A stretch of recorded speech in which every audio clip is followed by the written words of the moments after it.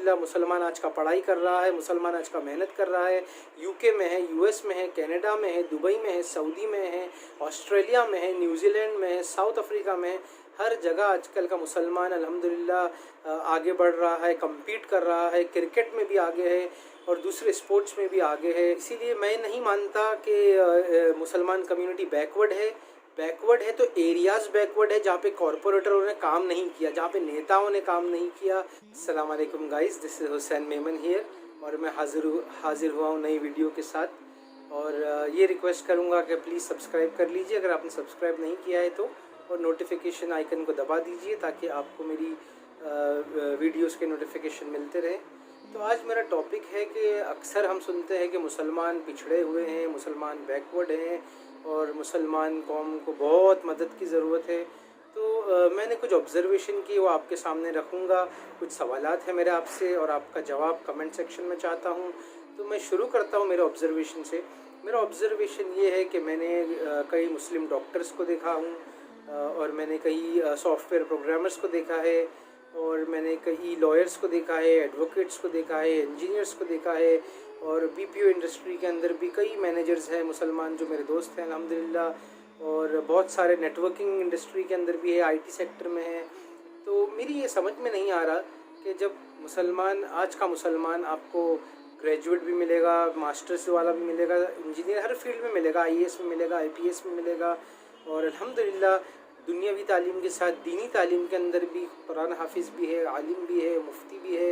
यहाँ तक कि जो आजकल तो माशाल्लाह ग्रेजुएशन के साथ कुरान हिफ्ज़ कर लेते हैं, ग्रेजुएशन होने के बाद आलिम भी बन जाते हैं।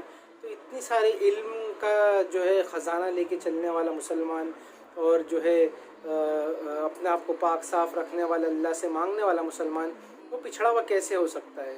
मैं आपको यहाँ पे एक कैच बताता हूँ कि मेरे हिसाब से, मेरे परसेप्शन के हिसाब से पॉलिटिकल पार्टीज़ जो है या तो मुसलमानों के वोट हासिल करने के लिए या तो मुसलमानों को डिग्रेड करने के लिए इलेक्शन के टाइम पे किसी भी ज़रिए से, या न्यूज़ चैनल के ज़रिए से या सोशल मीडिया के ज़रिए से ये टॉपिक ज़बरदस्ती का लाती है कि मुसलमान जो है बैकवर्ड है, मुसलमान पिछड़ा हुआ है।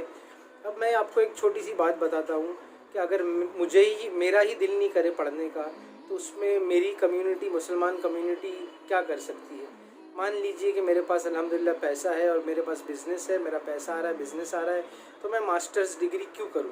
पहला मेरा क्वेश्चन ये है।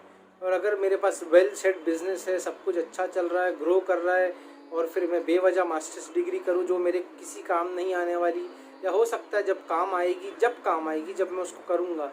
फ़िलहाल तो मुझे ऐसी कोई मुझे इंटरेस्ट नहीं नज़र आ रहा डिग्री के अंदर, और हो सकता है कि मेरी ही कंपनी के अंदर, मेरी ही दुकान में मैंने ग्रेजुएट अकाउंटेंट रखा है और मैं ख़ुद 12 पास हूँ या 10 पास हूँ। मैं एग्जांपल दे रहा हूँ। ये जो बिज़नेसमैन होते हैं अक्सर उनके बच्चों की सोच होती है, उनकी सोच होती है जो टिपिकल टाइप के होते हैं।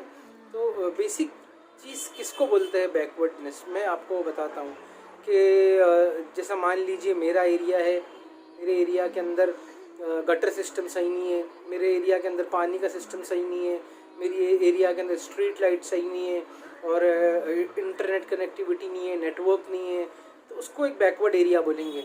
अब वो काम क्या मुसलमान का काम है उस एरिया के अंदर लाइट लगाना, गटर सिस्टम सही करना? वो तो वहाँ के कॉरपोरेटर का काम है कि भाई वो वहाँ की एरिया की जो है बराबर से ख़बरदारी करे और वहाँ पे जो नहीं है वो चीज़ें लगाए। तो उसमें मुसलमान का क्या इशू हो गया कि भाई मुसलमान बैकवर्ड है? ये तो उस पार्टी के जो कॉरपोरेटर है जिसको लोगों ने वोट दे के लाया उसको वहाँ पे काम करना चाहिए।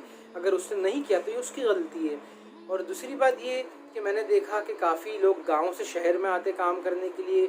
गांव में उनकी कई ज़मीनें होती है और शहर में वो चाय वाले का काम कर रहे होते हैं, मोची का काम कर रहे होते हैं, पेंटर का काम कर रहे होते हैं। तो अब इसके अंदर मुझे एक बात समझ में नहीं आ रही, जो शहर में रहने वाला है उसके पास खुद का घर भी नहीं होता है, वो 9 to 5 जॉब करता है, 15-20 हज़ार रुपये कमाता है, रेंटेड हाउस में रहता है, ग्रेजुएट होता है, मास्टर्स डिग्री होल्डर होता है। मास्टर वाले थोड़ा ज़्यादा कमाते होंगे, मगर इतना इजी नहीं है सिटी के अंदर मास्टर्स डिग्री लेके भी आप खुद का घर 20 लाख या 25 लाख का ले सको।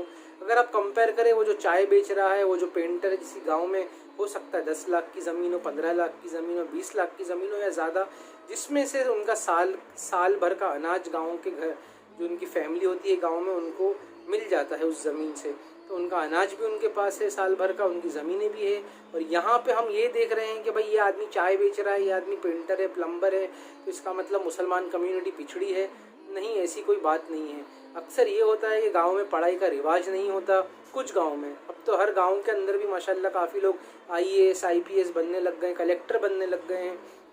तो इसीलिए मैं नहीं मानता कि मुसलमान कम्युनिटी बैकवर्ड है तो एरियाज़ बैकवर्ड है जहाँ पे कॉरपोरेटरों ने काम नहीं किया, जहाँ पे नेताओं ने काम नहीं किया, और उस एरिया के अंदर अभी तक लाइट नहीं है, गटर सिस्टम ठीक नहीं है, बारिश में पानी भर जाता है और लोगों को आने जाने में दिक्कत होती है, और रात को रिक्शा वाले जाना पसंद नहीं करते, या हो सकता है उस एरिया के लोगों का जो अखलाक है वो सही नहीं है, मार काट ज़्यादा चल रही है, क्राइम रेट ज़्यादा है उस एरिया का, उस वजह से वो बैकवर्डनेस होगी, जो अखलाकी बैकवर्डनेस होगी। मगर ये जो बार बार न्यूज़ चैनल वाले दिखाते हैं, ये रिपोर्ट में आया भाई इतने % मुस्लिम अभी तक बैकवर्ड है, तो मेरी ये समझ में नहीं आता। और अल्हम्दुलिल्लाह मैं बहुत खुश हूँ कि मैं मुसलमानों को मैंने हर पोजीशन के ऊपर देखा है, और अल्हम्दुलिल्लाह मुसलमान आज का पढ़ाई कर रहा है, मुसलमान आज का मेहनत कर रहा है, UK में है, US में है, कनाडा में है, दुबई में है, सऊदी में है, ऑस्ट्रेलिया में है, न्यूजीलैंड में है, साउथ अफ्रीका में है।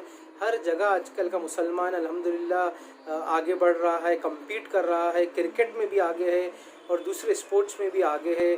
और अल्हम्दुलिल्लाह बहुत खुश हूँ मैं कि मुसलमान कौम एक जागी हुई कौम है। हिट द लाइक बटन, इस वीडियो को लाइक कर दीजिए, मेरे चैनल को सब्सक्राइब कीजिए, और अंदर की बातें, ख़ास बातें, इंसाइट्स मैं आपके लिए लाता रहूँगा। Please share, like and subscribe to my channel. Thank you so much. अस्सलाम वालेकुम।